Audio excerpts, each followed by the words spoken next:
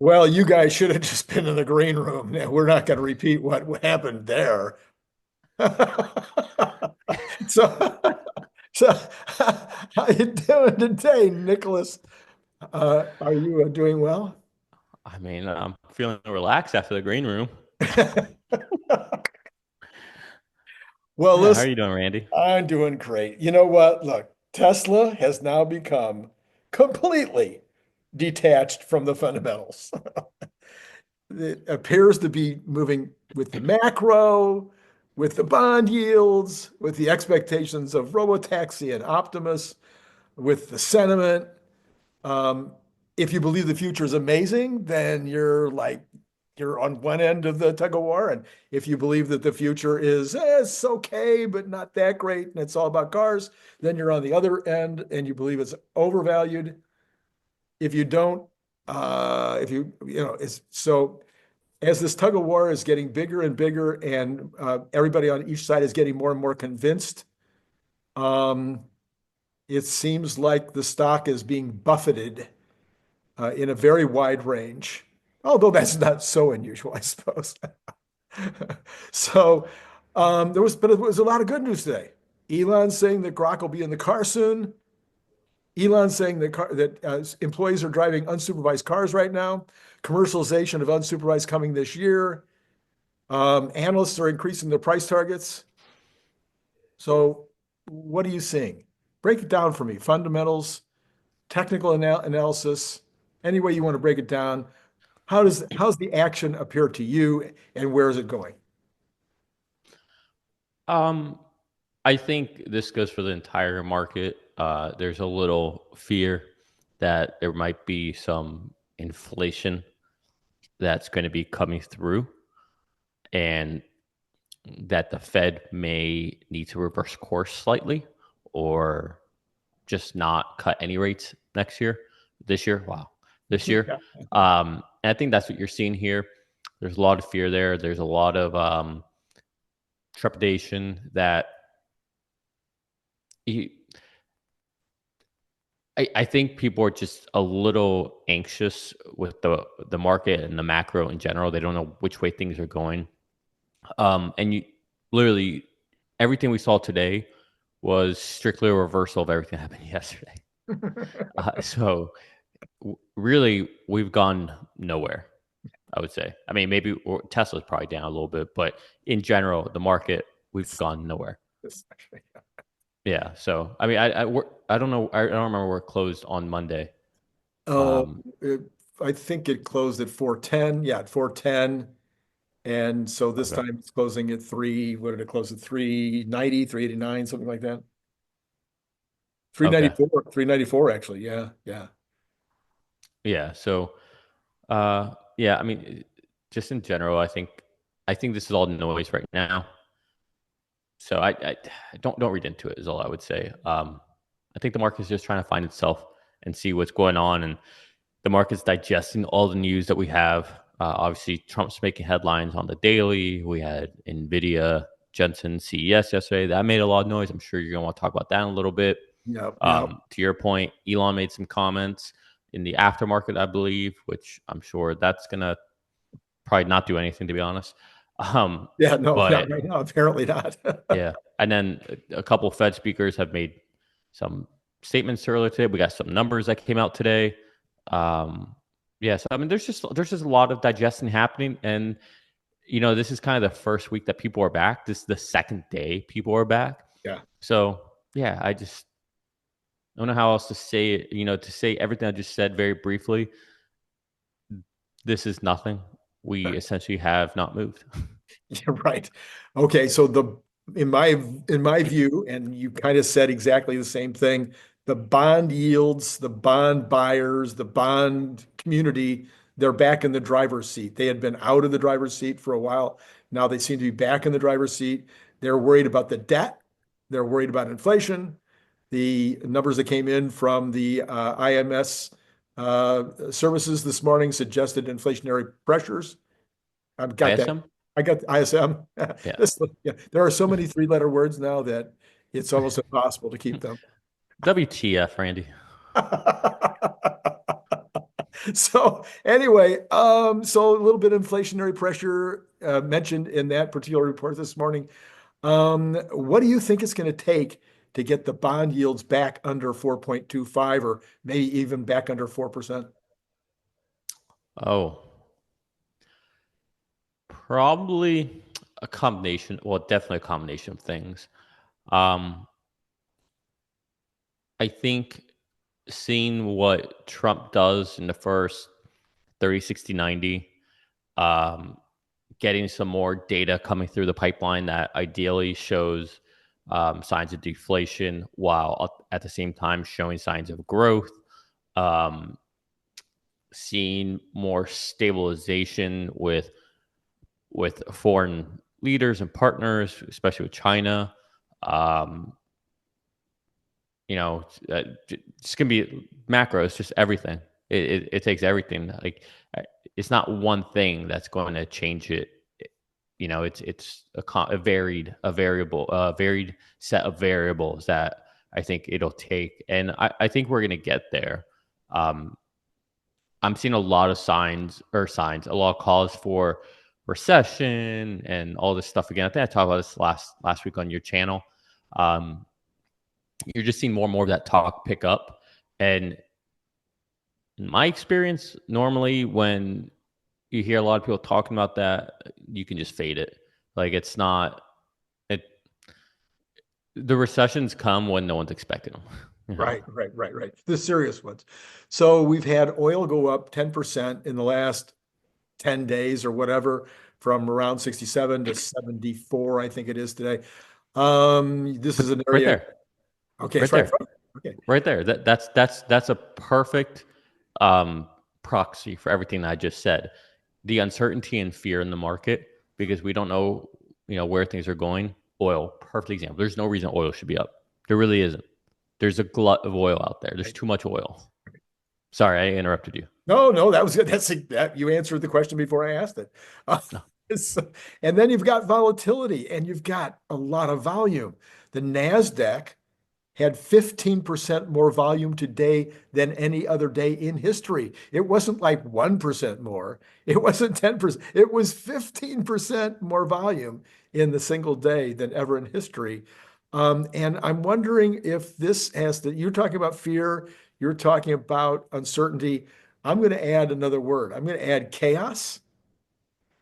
So here's my chaos theory. You're going to hear it from me for the first time. This is the first time I've given this theory on air. So because I always have a theory. So what we have right now is we have Elon Musk, President Trump, Vivek Ramaswamy, all three agents of chaos. Clearly agents of chaos.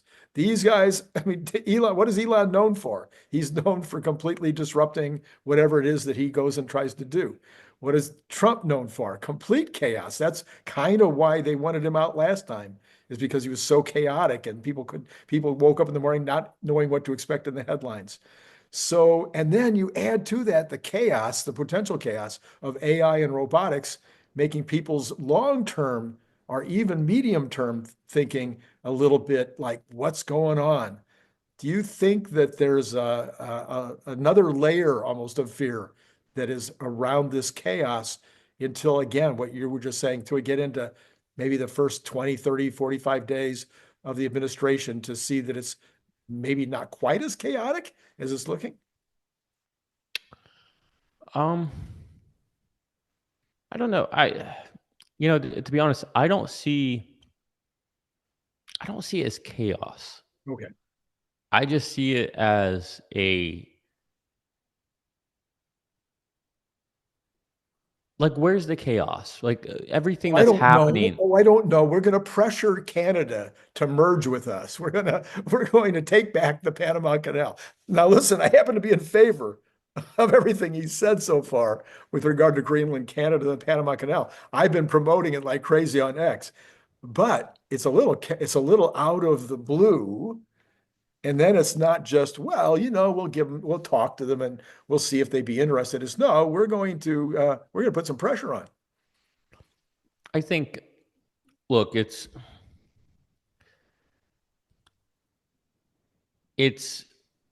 it's a communication style. Okay, it's Trump says, okay, we're going to make Canada the 51st state or territory. What he's saying is, we're not going to keep subsidizing you $200 billion a year when we don't even do that for a state. And we don't need this. There's no reciprocity here. So we're not going to be doing that.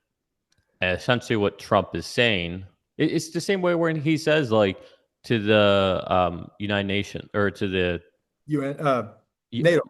NATO, when he Yeah. says, hey, pay your bills, or go ahead, Russia, do what you want. Essentially, he's saying, like, guys, stop trying to fuck us over. Oh, sorry. All right. Well, Would you get kicked off of YouTube for that? I'm not sure. nah.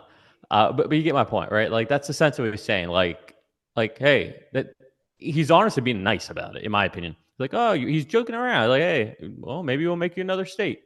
You know, it's like, but he's really saying, like, you're screwing us over, and you're doing it in front of everybody. And I'm just the guy calling you out on it.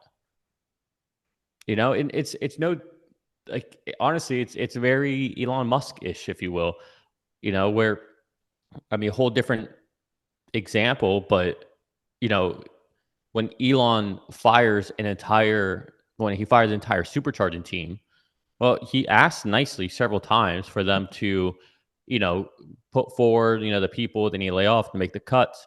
And when they didn't do it, it's like, okay, I've asked you nicely. Now we'll do it my way. And we're going to get rid of everyone. Obviously, we're not going to not have a supercharging team. But he got rid of everyone and slowly hired back. Right. We have a supercharging team. So it's one of those things where, like, we're human. We all say things in our own unique way, you know, and sometimes, you know, a little threat here, a little joke. And it's like, just read between the lines, like, or we can just make this the hard way. That's how I see it. Like, I don't, like, we're not going to go in and invade Canada and anything like that. Like, that's silly. If Greenland wanted to be a territory of the United States, of course we would. Like, we're not going to say no to that. And the Panama Canal, to be honest, should have always stayed as part of the U.S. And and I'll tell you something right now. My dad. So when the United States owned the Panama Canal, it was this big area within Panama, and the Americans that were born and grew up there are called Zonians. My dad and his father and his mother were all Zonians. Oh, wow. And if you go to Panama now, and there's still a lot of Americans there, Panama still uses the US dollar as their currency. But if you go there, there's still these areas that were the Zonians where they lived and everything. And, you know, you have Panamanians around, you know, they look different, but then you have all these white people that live there. And they still talk about it with such nostalgia of what it was, how beautiful it was, how it was kind of this utopia of a place. And since the US gave it up, like, just everything's kind of gone to crap. You know, like, everything's still functional and all that, but it's not what it was. Right. And, you know, when you hear something like that, it's like, well, I don't know. I think it's no different than owning the Suez Canal. Like, that's a huge choke point, you know, and the Panama Canal is a huge choke point. Right. And yeah, I don't know, but I'm not against that. Yeah, no, I'm, again, as I pointed out, I'm for all three of those. The funny part for me, though, is that nobody was talking about it 4 days ago. Now it's headlines everywhere, and that can feel chaotic to the average citizen, or maybe even to some of the old time investing community. I guess, but I mean, you're young, so you know it's just like normal for you. You know. Okay, fair. What's normal for me is probably not normal for a lot of people. In general, I think people are foolish to have financial planners. I think people who aren't actively managing their own portfolios, I think it's ridiculous. Like, it's honestly, I think it is the biggest atrocity we have in this country is that people don't manage their own finances. And so they put money and put money and put money. And then when it comes to actually do something, well, they have no skills. They've never done anything with their money. They don't know how money works. Mhm. And now they're sitting there being told, well, this is all you can take for your retirement and that's it. Live off that. And it's like, no, whoa, hold on. There's so many things we could do that even your financial planner doesn't understand because they went to school for 4 years and got a Bachelor of Arts degree and they did this 90-day training course and now they're financial planners. Like what is this? I mean, honestly, it's a travesty. The amount of ignorance when it comes to money, but everyone sees it as risky and you have to go and you have to learn something on your own. And God forbid you lose the money that you work so hard to earn, but instead you're just going to give it to some random kid that you don't really know if they know what they're talking about. Like, get out of here. This is insane. I don't know. But my point is, you're right. I'm much more comfortable with change. I'm much more comfortable with risk or perceived risk, I guess. But I think that's the human experience. And if you are avoid of any type of risk, or if you are avoid of any type of risk, it's not because you're avoiding risk. It's because you think you're avoiding risk, but you're really not. I don't know. I go on a whole tangent on this, so I'll try not to. But in my opinion, the riskiest thing you can do is not understand your own money. And I would guess a lot of people, even people who watch your channel, don't actually know about their money. They probably don't actually understand it. I mean, luckily they're tuning in here and, they learn a lot about what's going on with the macros and everything, but people need to do their own homework and they need to fundamentally understand what's going on. But it can extrapolate that to everything. Sure. It's like people get to a certain age and then they just stop learning.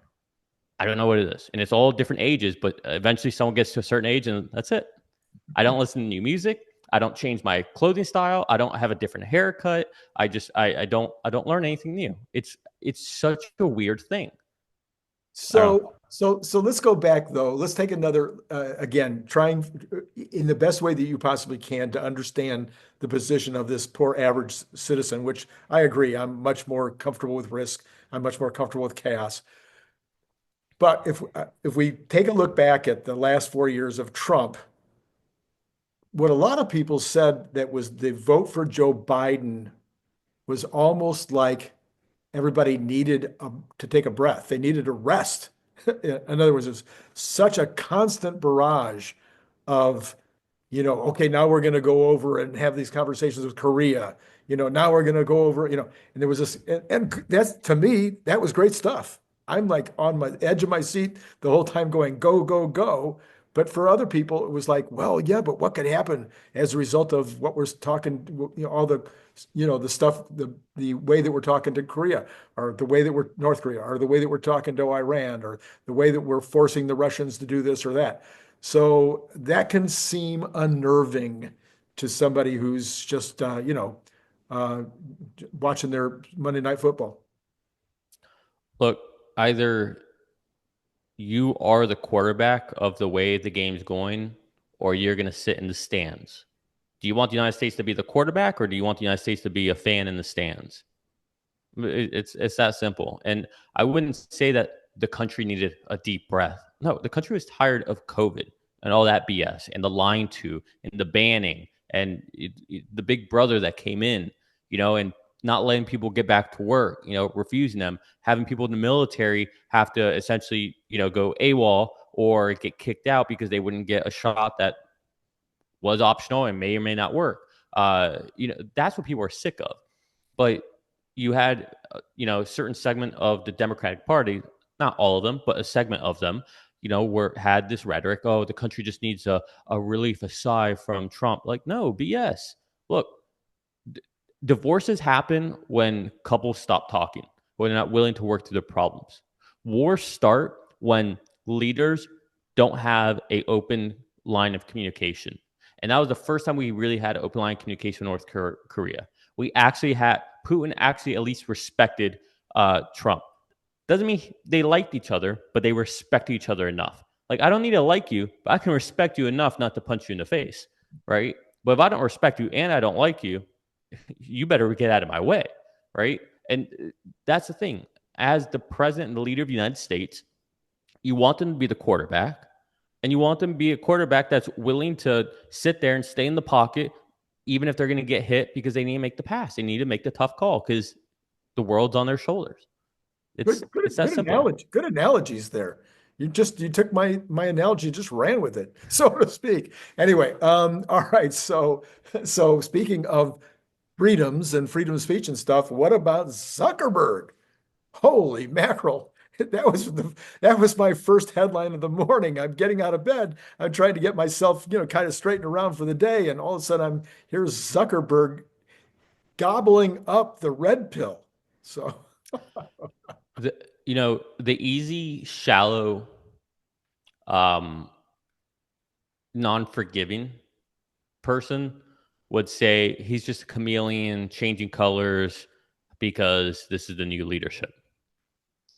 But I would say that we've been watching Zuckerberg evolve over time. And I think ever since he started jujitsu, he's become a much different person. He's been surrounded by men.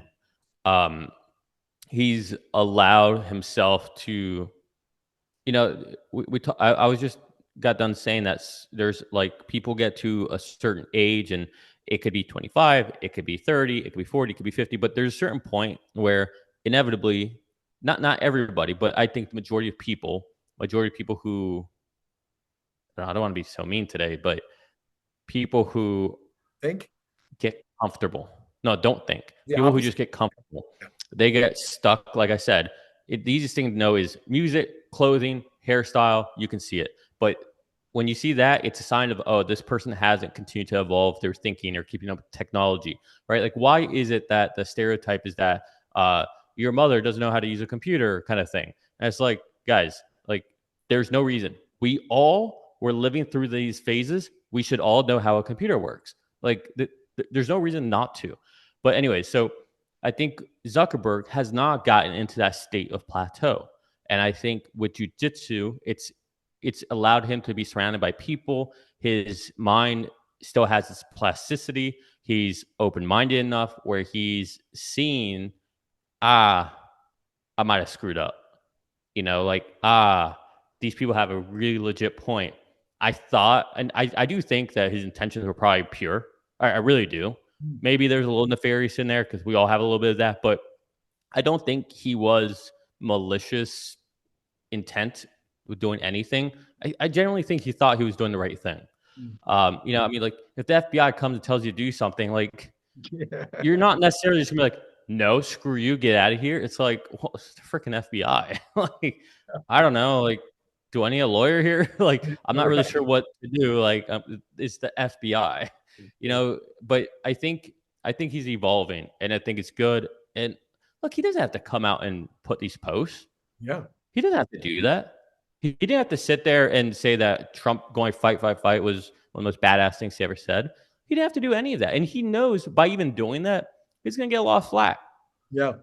But he's doing it. And I think he's taking his medicine with the feedback. But at the same time, there's got to be a point where you have to forgive people for who they are in the past. And you have to accept people when they're changing. And you can see it. It's not just words, you see it in his actions. So I think, like, if you're a decent human, you have to have the capacity to forgive and move on and If accept people.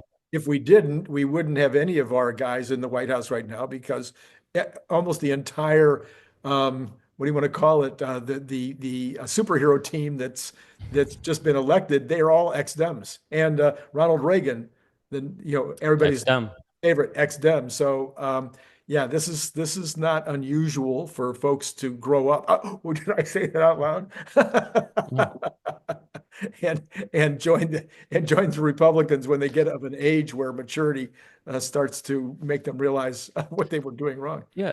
And I'll say that the Trump Republican Party, which I would say evolved from the Bush Cheney era, and to me that was a horrible era for Republicans. I think there are just so many mistakes in that era, but I think the Trump era Republican is kind of more like the conservative Democrat that we used to see, you know, like we want freedom of speech. We don't want wars. We want peace. And we actually mean it. Like Yeah. we actually mean it. Um, you know, when people We what don't want to judge people by the color of their skin. yeah, exactly. I mean, seriously, the kindness you see in the Republican Party, especially over these last 4 years, this last political campaign, it's like, hey, that's fine. You can think if there's one thing we agree on, great. But you know what? Even if we don't agree, I'm not going to call you fascist. I'm not going to call you a racist. I'm not going to call you a Nazi. I'm not going to do any of that, right? Because like, what are we doing here? Like, I'm not even arguing with your point of view or your the intellectual point you're attempting to make. I'm just name calling you now because I have no substance. Like we don't we why I say we this evolved Republican Party doesn't do that. You know, and I think, you know, this is not the time to start doing it just because you see Mark Zuckerberg, you know, changing his own colors. Like I almost guarantee you he voted for Trump. I almost guarantee you. Yeah, yeah, I think you're right. So if we go back more specifically to Tesla again, I'm of course been dying to have a robot that will do the HAL thing, or the car that will do the my mother the car, or and speak conversationally to me. And apparently, Elon has said that is coming soon. Now, of course, there's all kinds of definitions for soon, but of course, as you point out, it didn't move the market at all, and maybe it shouldn't until soon is a little more defined. But what do you think? Well, wasn't that in aftermarkets? Aftermarket is pretty flat last I looked. No, it is. But I when he said that, Yeah, I know. I have been so all over the place today. I don't even know what time is it, by the way. Oh yeah, there we go. It's been one of well, those scattered days. yeah. So, all right. Well, first, um, assuming it actually happens, um, just admit it. Okay, I was wrong on that one.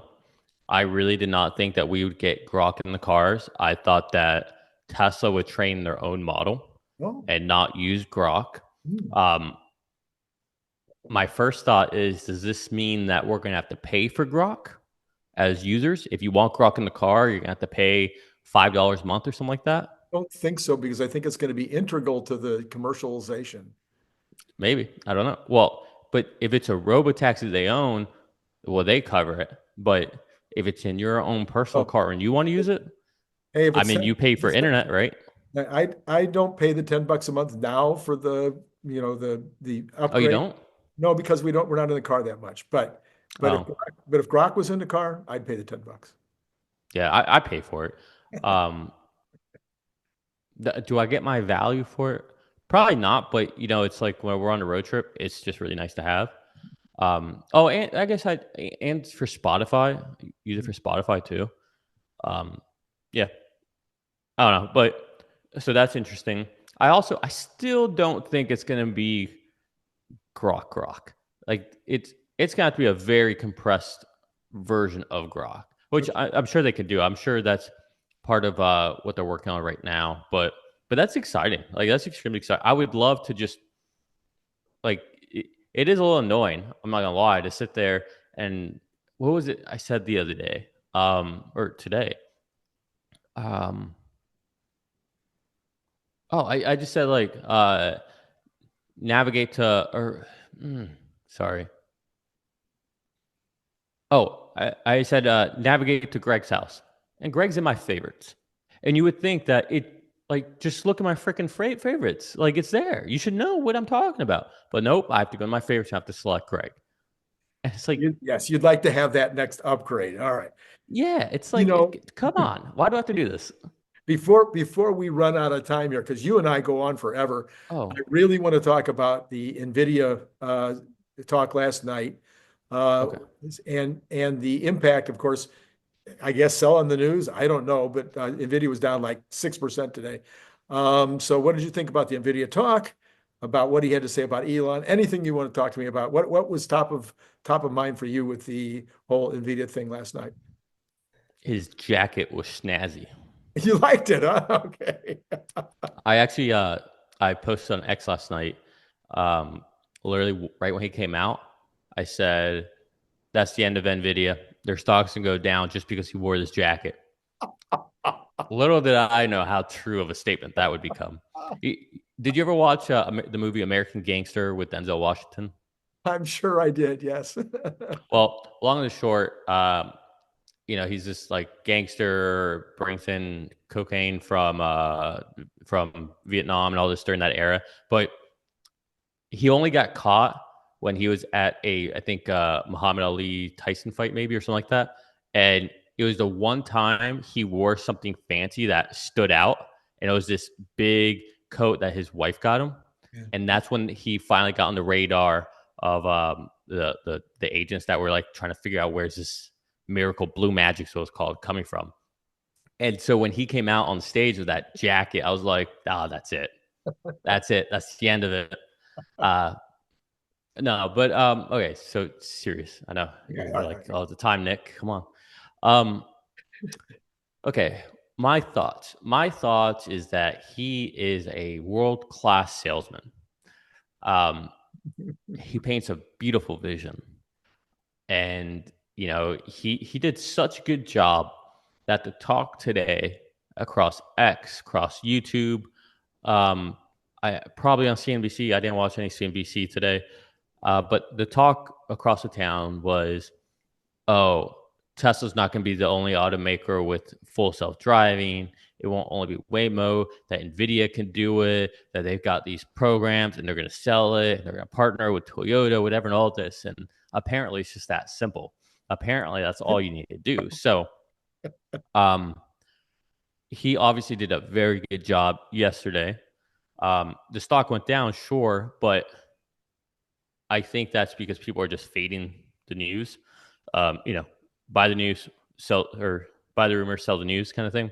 Right. From a technical perspective, trust no one, do your own research. But I will tell you, that's not how this works.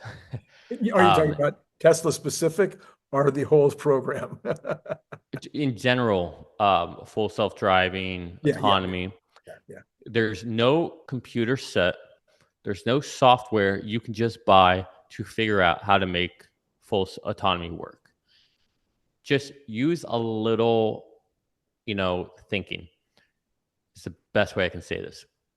If Nvidia had this magical software suite, why wouldn't they just do it themselves? If they could just do this with synthetic data, and you really don't need that much real world data coupled with the synthetic data, why wouldn't they just do this themselves? Just think about that for a second. Or why wouldn't they say to some OEM, hey, how about you get us the video data, we'll do the software of it and build it, and then we'll do a 70-30 split. Yeah. Like they would do something like that. So that's one, right? So there's a lot of noise in that. Two, if you notice, I haven't gone back to do this yet, but what I would like to do is go back and see. I imagine I can't remember, but I imagine there was a graphic behind them of like the different automakers that they're working with. He name dropped a bunch of them. Okay, yes. What I would like to do is get a list of the top 50 OEMs, automakers, subtract all the names that he mentioned, whatever's left, those are the potential candidates for a licensing deal with Tesla. I see. Because they at least, like, I don't think they mentioned Ford. I don't think they mentioned GM. They mentioned Tesla data centers. It was what he said. Right. But yeah, it's, guys, Nvidia's time in the sun, in my opinion, is coming to an end as far as being the big AI company, the biggest company in the world. That is coming to an end. I'll stick my neck out and say by the end of this year, at the latest by the end of 2026. The reason I say that is because they're selling all these chips, and they, don't get me wrong, they are the king on the hill when it comes to chip design. Don't make any bones about it. Intel, they're confused. They don't know what they're doing.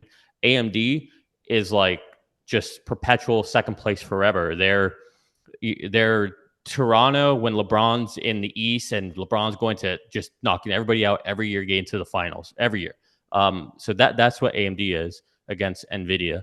So there's no competition for Nvidia, but Nvidia is going to run into a real big problem with competition from Amazon, Microsoft, Google, as they continue to iterate and build their own chips, Tesla as well, when there's no one else right now truly leveraging NVIDIA's chips in the way Tesla is.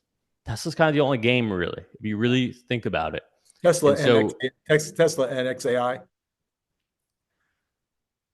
I'm going to say really Tesla. Tesla, because it's embodied. Because Tesla's the only thing or the only company that's about to make real revenue off of AI, right? NVIDIA sells the best shovels there is. No one else can figure out how to make a shovel. But Tesla is the gold, and they know how to monetize that gold, and they're doing that. And I don't see anything else in sight. And it's going to come. I think it's going to come fast. I think it's going to come really, really fast and really hard. I don't know when, but when it does, it's not good. I used to think that it's going to be slow and gradual. I'm more convinced than ever now. This is about to hit everybody in the face like they've have. Every day I'm driving FSD 13. If you haven't driven FSD 13, you got to find someone who has it and go test out, because you'll see what I'm talking about. This is the worst FSD is ever going to be. And I'm telling you, it's freaking perfect as far as I can tell. As Larry said last night, it's ready. And from Larry, the conservative guy on this kind of stuff, and Reigns 1221, it's ready. I mean, this. So, okay, now this is the BG2 part of the show, apparently, or maybe the All-In podcast part of the show. So I don't think we can replace those guys, but how did I even say that with a straight face? Anyway, but as long as you've gone that far, both of those guys seem to think that the days are numbered for ChatGPT, that they are going to come in fourth place. Oh, they're done. Oh, okay. I've been saying this for over a year now. It's the writing's so clear on the wall to me that it's laughable that people even still talk about OpenAI. Interesting. Look, all the data on the internet has been used. Everybody has it. Everybody's trained on it. Right. OpenAI is trying to transcribe YouTube videos to get more data. Like it's over. They have nothing. Meanwhile, Microsoft has all of their IP. And what does Microsoft have? Microsoft has their entire cloud. They have all of their users. They have essentially a monopoly on just Windows Server, right? Windows Server, SQL databases, like they have a trove of data. If you think that's impressive, Amazon has Amazon.com that has so much data, so many comments. They have Alexa out there, right? They have all the Ring cameras. They have a whole network. Like Amazon is a machine of data, and Google, same thing. They have YouTube. They have the comments YouTube. They have search. So these companies, and then XAI has X and has all the video data from Tesla that they have access to. So what does OpenAI have? They have no data. They have nothing. All the winners are going to be the companies that have access. Meta has Facebook and Instagram and WhatsApp, right? And Threads. It's the companies that have exposure to all of this kind of unique proprietary data. They're going to be the winners, because at this point, it's not about how do I make an LLM. It's how do I keep getting enough unique data to iterate and build and make things more unique. OpenAI has zero. Nothing. It's over. So do you think, like Brian Wang does, that XAI has got it, that they're going to be, that by this time next year, they will be so far ahead in terms of their overall, all levels of what needs to be done, not necessarily in every niche, but that they're, generally speaking, they will have the compute, the methodology, the The second level, what do you call it? The training, the post-training, the reasoning that they will eventually just overwhelm everybody. And I know you may be stuck because of relationships that you have. So if you can't No, say, no, no. okay, I'm just I speak for myself right now, okay, so all right. maybe I should have said it earlier. Um, I'm just trying to think about it. I don't know if you have you seen Brian's presentation where he says I haven't. they will be up, he thinks they'll be up to Grok 6 by this time next year as they add these additional 100,000, that they'll be up to So Grok 6. okay, so here's how I'm thinking about it. I don't think Grok is any more impressive than any of the other LMs. Like to me, they're all essentially the same. Um, all, Jason in the last episode, All In Podcast, and even Farzad were talking so much about Gemini, the deep think, and all that. So I went ahead and signed up for it and played with it. Not impressed. Like Oh, I was like, okay, it's not what I thought it was going to be. The way they hyped it up. right. So I don't know. I thought it was a little disappointing. There's some niceties, like shows you like what websites they went to use, like what's sourcing things. It's got a larger context window. It takes more time to think, so you get a little bit more of a solid answer. But it just I don't know. It didn't feel that special to me. Um, so so I say all that because I think if XAI is going to have an edge, it's only going to be because there was a clear breakthrough is the wrong word, but a clear realization that we have not hit the ceiling on scaling laws, and XAI has been able to realize that because of these massive clusters they've been able to string together. Mhm. But unless it's for that reason, I think that XAI and Google and pretty much XAI and Google are going to be neck and neck for a while. Mm. Okay. So it'd be one of them is likely DeepMind being part of the reason why Google would be having an edge. Well, I mean, not necessarily just DeepMind, but like, yeah, the people The there. staff, yeah. Yeah. Now, again, if there is some kind of like realization that scaling and training on larger and larger data sets, larger and larger clusters for longer and longer proves to create like these amazing results, which isn't necessarily a breakthrough. The Mhm. breakthrough would be like, oh my God, you could string all these together. Like, how'd you do that? Right. Then, okay, yes, I could see XAI being just on another level, but I don't know. I would just say don't sleep on Google. Right. Right. And that's and to your point, Brad Gerstner and the All In podcast seem to believe that Google is definitely right, right in that fight. So yeah. Yeah, but again, like the way they all spoke about it, and then I went and used it, I was like, okay, Yeah, this was yeah. Yeah, I'm glad like you Jason did was that. You saying, saved me the time. yeah, Jason was saying like, yeah, it's like, hiring McKinsey or PwC or Deloitte to go and, do this huge consulting Yeah. work that costs you, $500,000 and it does this in like 10 minutes. I'm like, what are you on? Like, not at all, not even close. Well, okay. On that note, let's go on to the numbers. So the numbers were, yeah, they weren't that grim. A lot of people probably are getting used, maybe people that I've noticed, have you noticed on X, people are not nearly as anxious about a 100-point drop as they were, the last time. I mean, we've gone down 100 points. Yeah, I actually missed all the numbers today, so this is gonna be my first time hearing them. Oh, okay. No, not 100 points a day. We've gone down No, 100 I know. from 388 or whatever. So we're Yeah, we're at 394 right now, 394.50. We're up about 14 cents in the after hours after being down $16.69. today in the regular trading. So that's what we had today. I, of course, have said that I think 380 is the bottom. We're not going to crash through. If we crash through 380, probably going to 360, 350, maybe even lower, but I think we'll hold at 380. I just don't, I think there's way too many people that are ready to buy that dip.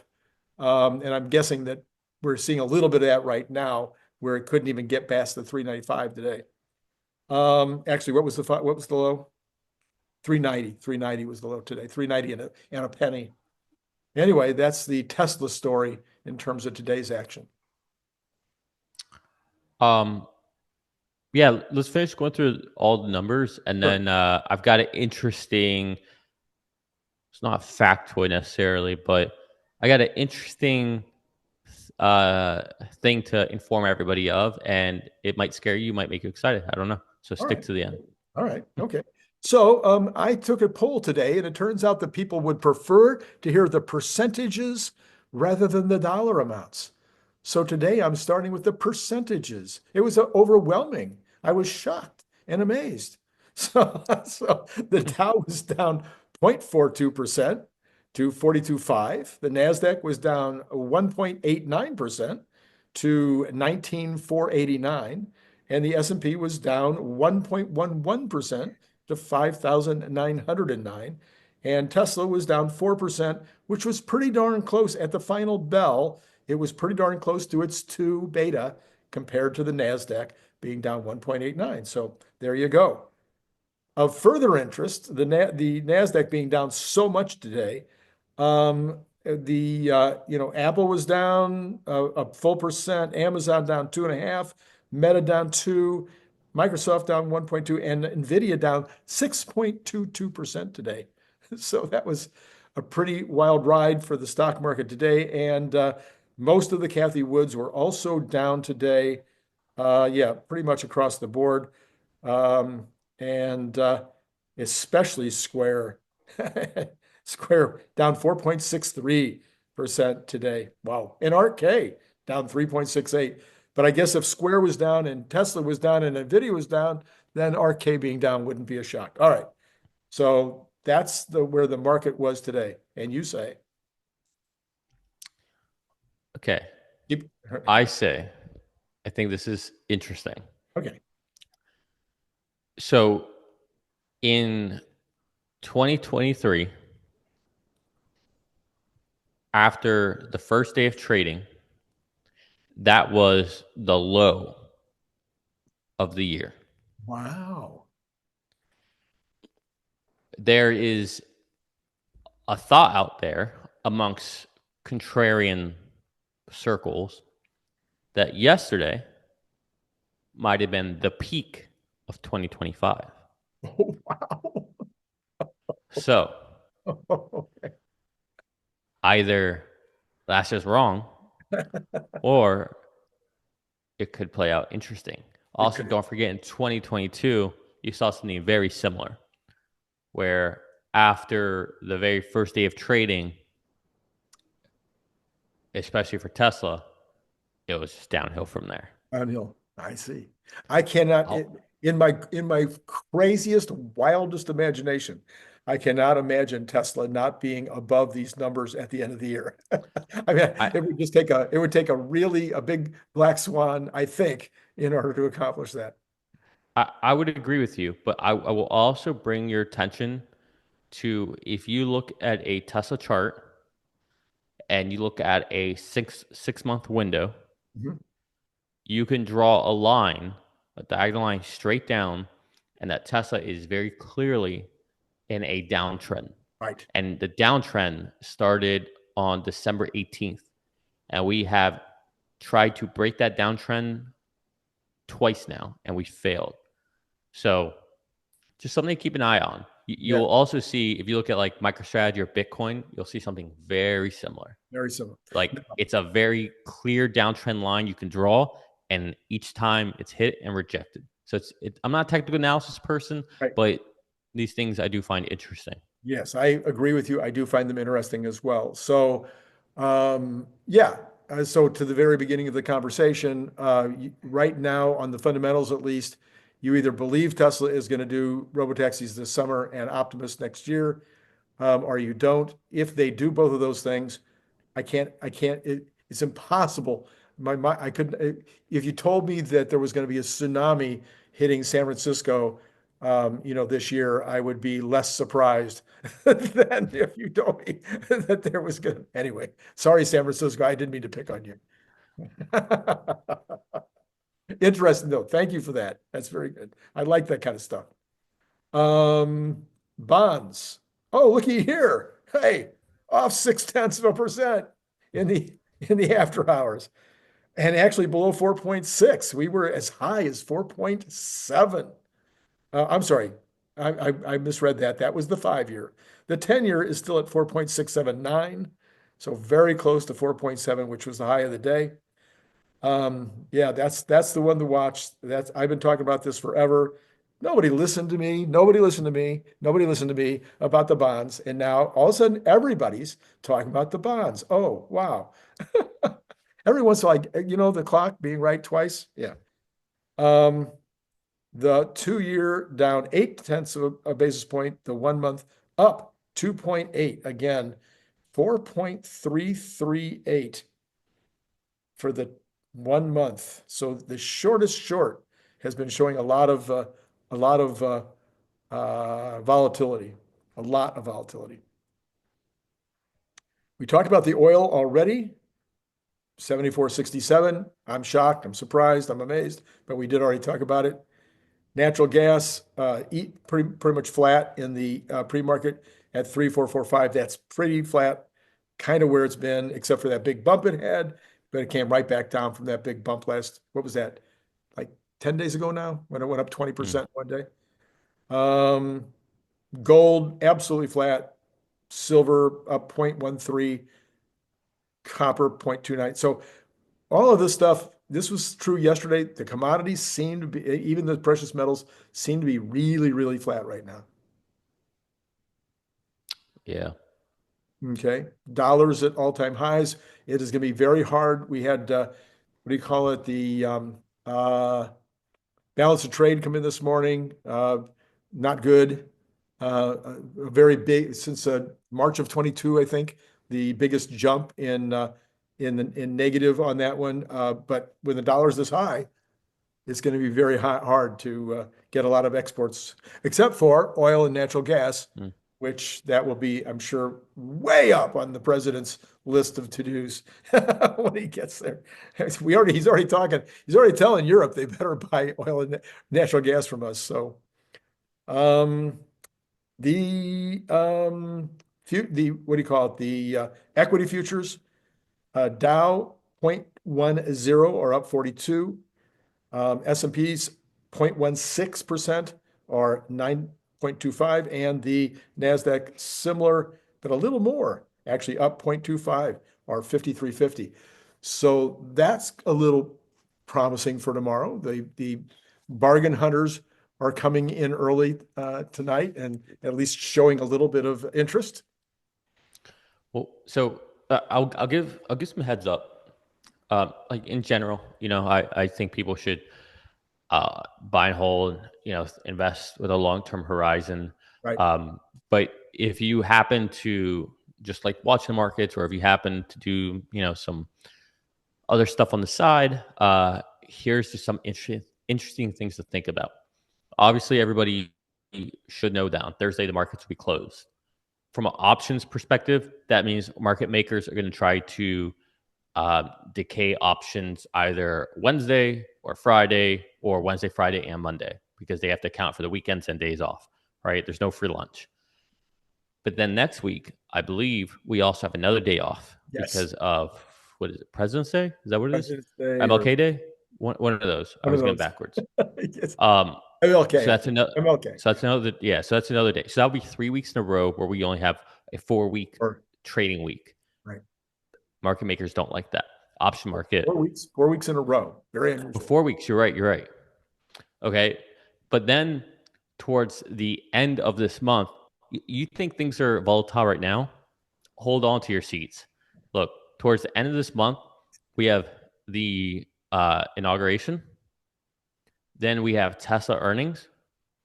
And then we have MicroStrategy earnings, which will probably move the Bitcoin market, which will have ramifications across tech in general. So hold on to your seats because this is kind of just getting started. And I don't think things really calm down until after the first week of February. And the first week of February, we're supposed to get Juniper. Well, yeah, So we'll see. at least from the Tesla standpoint, that'll keep the interest at a high level if Yeah. it does come out the first week of February. And Friday's jobs number. And this week is jobs numbers. Yeah. So remember, everybody, Saturday morning, you never want to miss Larry and I talking about what Kathy said about the jobs numbers, because it's really, I'm sorry, but it is when she's really on and really gives the details the way that she has in the past and gets gets in deep and some really solid analysis. There's almost nothing better that I've been able to find in terms of understanding the economy as a whole. Mm. Yeah. Okay. Yeah. She's in my neck of the woods. Oh yeah, yeah. Yeah. Ark Invest. It's right here. St. Petersburg, Florida. What have you tried to go over and have a conversation? No, but I've seen her in public several times. Okay. All right. Okay. Yeah. Well, this might be her year. She might get back on the front pages of financial magazines again, because according to her, this is the perfect year for her. 2026. Oh, you think it'll be 26? Yeah, I think anything that Tesla's going to do, I think will probably happen close towards the end of the year. Uh-huh. I just have a feeling that it's going to be slightly delayed. I could be wrong, but my conservative hat says don't think it like I've been a perpetual optimism and hopeful, but I would say I'm prepared for nothing to happen until December. Okay. All right. Okay. But Well, like I said, when it happens, yes. Yeah. it's not going to be it's going to be like that. Yeah. Yeah. Okay. All right. Well, that I'm going to count that as your last word of wisdom, unless you have something left, unless there's yet another. Never trust never mind. Nicholas Gibbs, it is always very good to have you on the channel. I hope that we get a huge number of people watching the show tonight, because I think we hit in some spots where we have never dared go before, and where maybe somebody out there will get some valuable not wisdom. It wouldn't quite, maybe it could be on the edge of wisdom out of what we said. Thanks, Nicholas. And to all of you out there, let's see, and also don't forget, hang out, come back in about a couple of hours, because Brian Wang is going to be on tonight. Brian White's going to have to wait till tomorrow night, because Brian and I needed to have a long conversation. He had a lot to say about today's market, and I think you want to pay attention to that. That'll be at exactly 7:45 California time. All right. Again, Nicholas, great to see you. And to all of you out there, great talking to you.